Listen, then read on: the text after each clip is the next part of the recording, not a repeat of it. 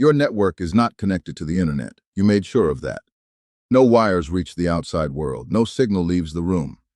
Deep underground, your machines spin in silence, sealed away from every hacker on Earth. So how did something get in? Let me tell you how a single USB stick took down one of the most protected facilities on the planet. Picture the place first. Natanz, in Iran. A uranium enrichment facility buried beneath the desert, ringed by concrete and guards. Inside, tall metal tubes called centrifuges spin at blistering speeds, separating uranium atom by atom. These machines are delicate. Spin them wrong, and they shake themselves to pieces. So the engineers protect them, and to protect them from the outside world, they do something simple and powerful. They cut the cord. This is called an air gap. It means the network has no physical connection to the internet at all. No cable, no Wi-Fi, nothing. If data wants to get in, it has to be carried in by hand. For decades, an air gap was considered the ultimate defense. You cannot hack what you cannot reach. Right? Someone decided to test that idea. Around 2010, security researchers began pulling apart a strange piece of software. It was a computer worm, a kind of program that copies itself and spreads from machine to machine on its own. They named it Stuxnet, and the more they studied it, the more it frightened them. This was not a worm built to steal your passwords or empty your bank account. This was something new. This was a worm built to destroy machinery in the physical world. It had never been done before. And the first question everyone asked was the same one you are asking now. If the target was sealed behind an air gap, how did the worm ever get inside? The answer was almost insultingly simple. A USB stick. Here is the trick. If you cannot cross the gap with a signal, you cross it with a person.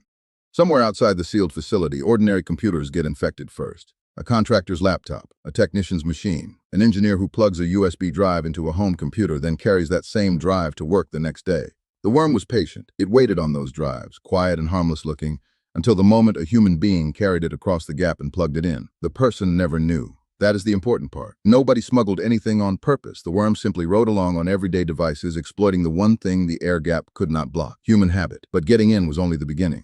Once inside, how did it move without being caught? This is where Stuxnet became extraordinary. It used something called a zero-day. A zero-day is a flaw in software that nobody knows about yet, not even the company that made the software. Everybody knows. Nobody has fixed it, and there is no defense against it. 0 days are rare and valuable. Serious attackers usually hoard a single one like treasure. Stuxnet used up to 4 of them at once.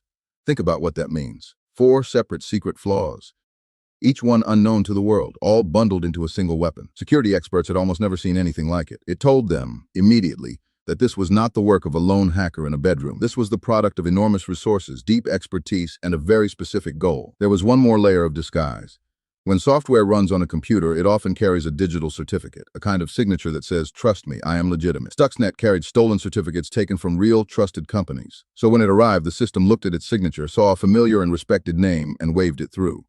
The worm walked in the front door wearing a borrowed uniform. So now it is inside the sealed network. Now what does it do? It hunts.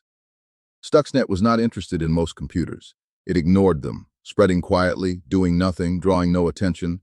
It was searching for one very specific thing, a particular kind of industrial controller made by the company Siemens, running software called Step7. These controllers, called PLCs, are small gray boxes that tell machines what to do: speed up, slow down, start, stop. At Natanz, those controllers commanded the centrifuge. When Stuxnet finally found the exact configuration it was looking for, it woke up. Now imagine the control room. You are the engineer on shift. Your screens glow softly in front of you. Every reading is green. Every number is normal. The centrifuges are spinning at their correct speed, exactly as they should. You lean back. Everything is fine. But it is not fine. Deep below you, the worm has quietly seized control of the centrifuge. It speeds them up beyond their safe limits, then slows them down, then speeds them up again. The machines are being pushed and pulled in ways they were never built to survive. Metal fatigues, bearings strain. The centrifuges begin, slowly and invisibly, to tear themselves apart. And here is the cruelest part. While all of this is happening, Stuxnet is lying to you. It recorded what normal readings look like, and now it feeds those fake, calm numbers back to your screen. So you see green, you see normal, you see nothing wrong at all, while the machines you are responsible for destroy themselves a few meters away. How long could that go on? Long enough? Reports estimate that around 1/5 of Iran's centrifuges were damaged or destroyed. And for a long time, the engineers could not understand why.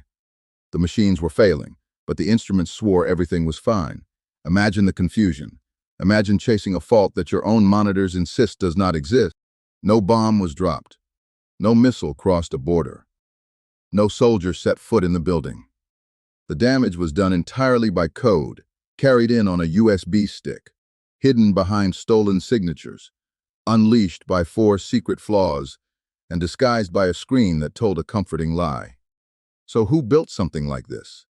No government has ever officially admitted it. That matters, and you should hold on to it. But according to widely reported investigations, most famously the reporting of New York Times journalist David Sanger, Stuxnet is believed to have been a joint operation by the United States and Israel, reportedly codenamed Olympic Games.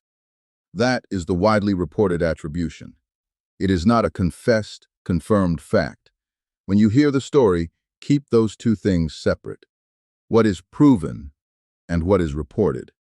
Now step back and think about what this really means for you. Before Stuxnet, cyber attacks lived on screens. They stole data, they deleted files, they locked you out and demanded money. Painful, yes, but digital.